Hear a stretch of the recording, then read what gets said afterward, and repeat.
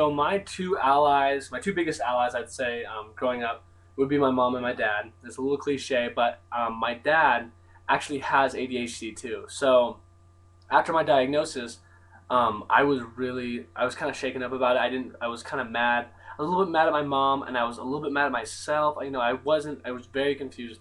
Didn't know how I felt about it. And having my dad there to say, Austin, I have ADHD too, was just very relieving. And just, I always knew, whenever I was in a really bad spot, I would just think, my dad has ADHD too. He's a great dad, and he's very successful at what he. So I always had that in the back of my mind. My mom, she's dyslexic, but she doesn't have ADHD, so we couldn't relate on that level. But she made the decision when I was very young to homeschool me, and I think that played a huge role, not only in my metacognition, but just helping me succeed in school.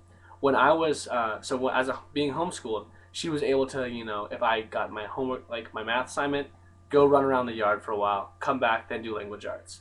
So, and accommodate me in more ways than a school would physically be able to do. And I was very good for, like I said, both my metacognition and my success. And without having that ally there, when I was developing, I would have done very poorly.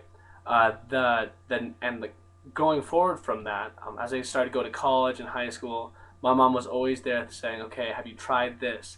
Maybe let's try listening to music, or let's try just trying, making sure she was like keeping up to date on the latest things that people with ADHD were doing, accommodate themselves, and letting me know about them so I could try them and see what fit my learning style."